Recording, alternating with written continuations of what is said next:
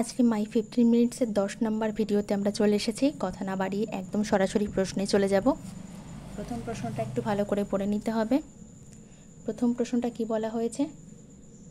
For the second period elements the correct increasing order of the first ionisation energy বা enthalpy.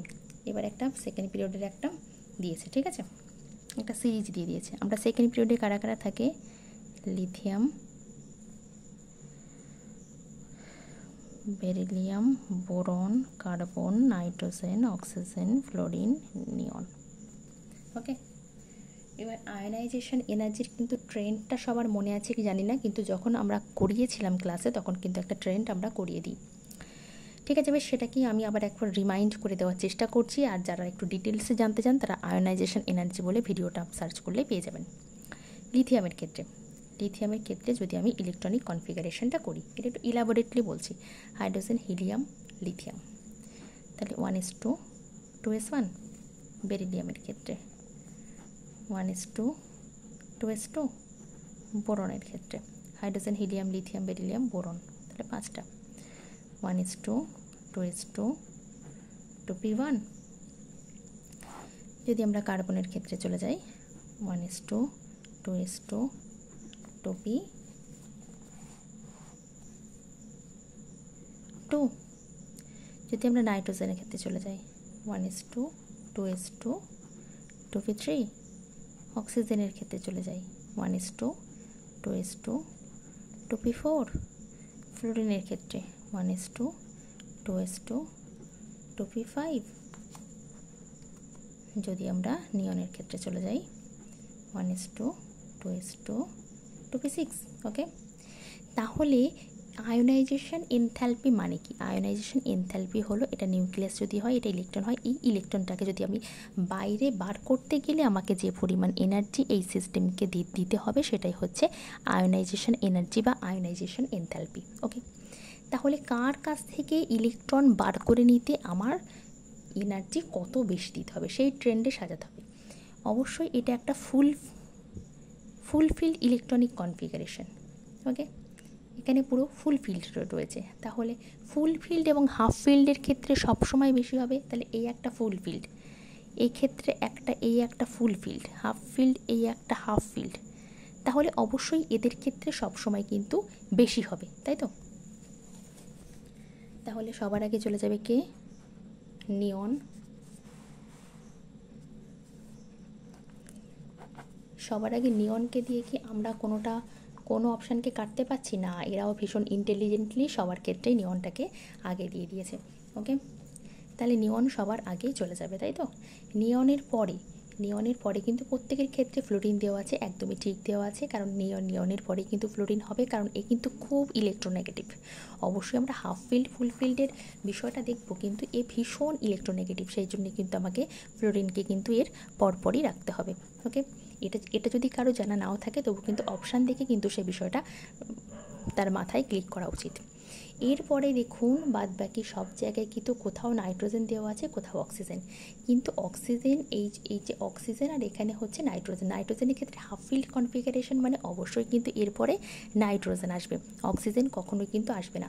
সুতরাং এখান থেকে কিন্তু আমরা কতগুলো অপশানকে কিন্তু বাদ দিতে পারি, যেমন এই অপশানটাকে বাদ দিতে পারি এবং এই অপশানটাকে বাদ দিতে পারি। এবার আমাদের কম্পিটিশান এই দুটো অপশানের ভিতরে। প্রত্যেকের ক্ষেত্রে অক্সিজেন দেওয়া আছে, ইয়েস অক্সিজেন হবে, কিন্তু অক্সিজেনের পরে কার্বন দেওয়া আছে, এখানেও অক্সিজেনের পরে কার্বন, বেশ বিনা প্রতিদ্বন্দ্বিতায় লিখে দিলাম। তারপরে গিয়ে এইটার ক্ষেত্রে বেরিলিয়াম দেওয়া আছে, আর এখানে কিন্তু বোরন দেওয়া আছে। তাহলে আমরা চলুন দেখে নিই বেরিলিয়াম এবং বোরনকে। অবশ্যই আমার কিন্তু কোনটার ক্ষেত্রে ইলেকট্রন বের করা কম্প্যারেটিভলি ইজি, এর ক্ষেত্রে কঠিন, কারণ এটা ফুলফিল্ড। তাহলে কিন্তু এখানে চলে আসবে বেরিলিয়াম, তারপরে চলে আসবে বোরন। সুতরাং এখান থেকে কিন্তু আমরা ফাইনাল অপশানটা পেয়ে যাব। বেরিলিয়াম যেখানে আগে, সেক্ষেত্রে কিন্তু আমরা অপশানটাকে টিক করব। সুতরাং এটা কিন্তু এর আসল উত্তর। আমি কি বোঝাতে পারলাম? একদম যদি বুঝতে কারোর অসুবিধা হয় আমি আবারও বলছি, প্রথমে আমাদের কি করতে হবে, যদি আমি একদম কিচ্ছু না জানি তাহলে ইলেকট্রনিক কনফিগারেশনগুলো এই হাত গুনে গুনে লিখে ফেলতে হবে।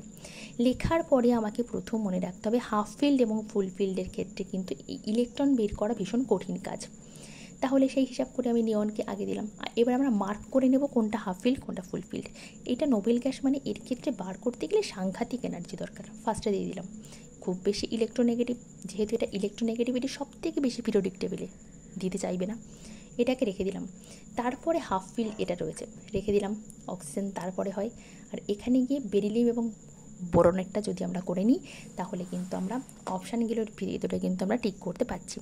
অপশানগুলোই কিন্তু আমাকে গাইড করে করে নিয়ে গেল যে আমাদের মধ্যে কোনটা ঠিক হবে, আপনি দেখে নিন। ওকে, বেশ, এর আগেও কিন্তু 9টা ভিডিও রয়েছে মাই 15 মিনিটসের, কারো যদি দেখা না হয়ে থাকে সেগুলো একটু দেখে নেবেন, আপনাদেরই সুবিধা হবে। ওকে, দেখতে কি অসুবিধা হচ্ছে, 1 মিনিট না, ঠিক আছে। ওকে, তারপরে দুয়ের দাগটা আমাদের আরেকটু ভালো করে পড়তে হবে। দুয়ের দাগে কী বলা হয়েছে, which of the following order of ionic radii is correctly represented. কোন আয়নিক রেডিয়াটা সঠিক এক্ষেত্রে। ওকে, আমরা কিন্তু সবসময় আমাদের জানার কথা হচ্ছে যত বেশি নেগেটিভ অ্যানায়নের সব থেকে বেশি হয়, তারপরে নিউট্রাল অ্যাটমের ক্ষেত্রে নিউট্রাল টিআরএল, তারপরে হয় ক্যাটায়নের ক্ষেত্রে আয়নিক রেডিয়াসের ট্রেন্ড। এবার যার ঘাড়ে যত বেশি মাইনাস মানে সে তত বেশি হবে, অবশ্যই ঠিক। তাহলে এর ঘাড়ে মাইনাস বেশি না এর ঘাড়ে বেশি, তাহলে এই ট্রেন্ডটা কিন্তু ভুল দিয়েছে আমার বাবা, এটা সাংঘাতিক ভুল দিয়েছে। কারণ নেগেটিভ মানে অ্যানায়ন সবার আগে হওয়া উচিত, এইটাই একমাত্র ঠিক দিয়েছে, কারণ আগে মাইনাস তারপর নিউট্রাল তারপর পজিটিভ। এটাও কিন্তু সেই একই রকম ভুল দিয়েছে। জাস্ট কয়েক সেকেন্ডের বিষয় আপনাদের প্র্যাকটিস করতে করতে এই বিষয়গুলো এত প্র্যাকটিসের পরে কিন্তু এগুলো এখন জলভাত হয়ে যাওয়া উচিত। যাদের এখনও জলভাত হয়নি তাদেরকে বেশি বেশি করে ভিডিওগুলো দেখতে হবে। এখান থেকে পারলে এখান থেকে দেখবেন, বাইরের কোনো চ্যানেল যদি ভালো লাগে সেখান থেকে দেখবেন। এনিহাও বিষয়টা আপনার রেডি হওয়া নিয়ে কথা। ওকে, বেশ, হুইচ হ্যাজ, আমরা 3 নম্বর প্রশ্নে চলে এসেছি। Which has the largest first ionisation energy.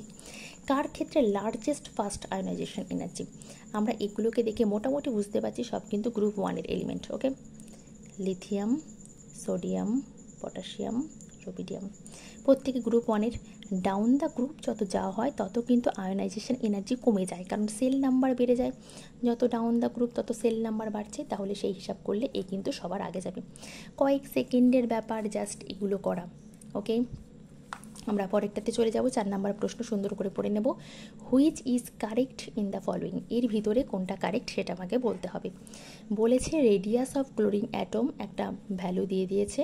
Okay, and while the এবং সিএল প্লাসের ক্ষেত্রে এটা বলে দিয়েছে। একটু আগেই আমি দেখলাম যে একটা নিউট্রালের তুলনায় তার ক্যাটায়নের কিন্তু রেডিয়াস সবসময় কম হবে, সুতরাং এটা কিন্তু একটা ভুল বিষয় আমাদের সামনে উপস্থাপন করা হয়েছে। তারপরে আছে radius of CL atom is এত অ্যান্ড সোডিয়াম অ্যাটম ইজ এত।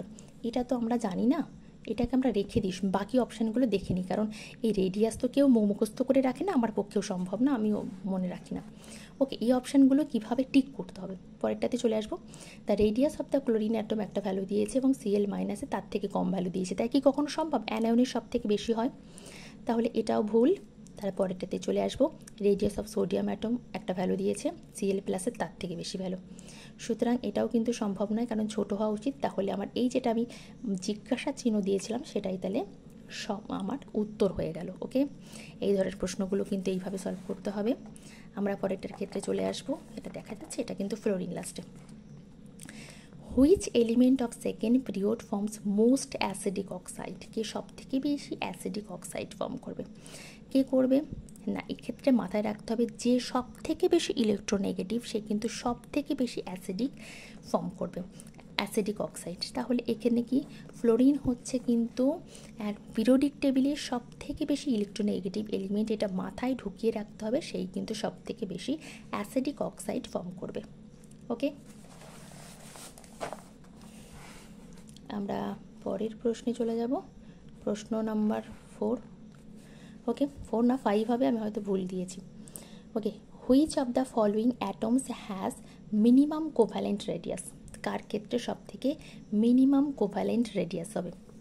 মিনিমাম কোভ্যালেন্ট রেডিয়াস কীভাবে সম্ভব? ওকে, আমরা একটু যদি দেখে নিই, সেক্ষেত্রে সিলিকনটাকে বাদ দিয়ে দিলাম, কারণ সিলিকন কিন্তু এদের পরের পিরিয়ডে রয়েছে, সুতরাং এর ক্ষেত্রে কিন্তু রেডিয়াস সব থেকে বড় হবে। এদেরকে যদি আমি সাজাই, তাহলে বোরন কিন্তু গ্রুপ 13-এ পড়ে, তারপরে কার্বন 14-এ পড়ে, নাইট্রোজেন তারপরে। যত আমরা লেফট টু রাইট যাই, তত কিন্তু রেডিয়াস কত ছোট হতে থাকে, তাই তো? তাহলে বলেছি মিনিমাম কোভ্যালেন্ট রেডিয়াস, তাহলে নাইট্রোজেন এখানে অবভিয়াসলি অপশান হবে। এই দিক থেকে এই দিকে এটা প্রথম অপশানে আমি বাদ ফেলে দিলাম, কারণ এটা সব থার্ড পিরিয়ডের দিকে চলে যাচ্ছে। যাই হোক, সেকেন্ড পিরিয়ডে পড়ছে না। সেকেন্ড পিরিয়ডের মধ্যে 3টে রয়েছে, তার মধ্যে সাজিয়ে নিলাম। লেফট টু রাইট গেলে কী হচ্ছে, ক্রমশ ছোট হয়ে যাচ্ছে, তাহলে এ সব থেকে ছোট। একদম 5 সেকেন্ডে উত্তর হয়ে যাবে। এই সব প্রশ্নের উত্তর আমরা জাস্ট ভাববই না, জাস্ট এগুলো ভাবার মতো কোনো উত্তরই নয়, কয়েক সেকেন্ডের বিষয়গুলো। ওকে, আমরা পরেরটাতে চলে আসছি।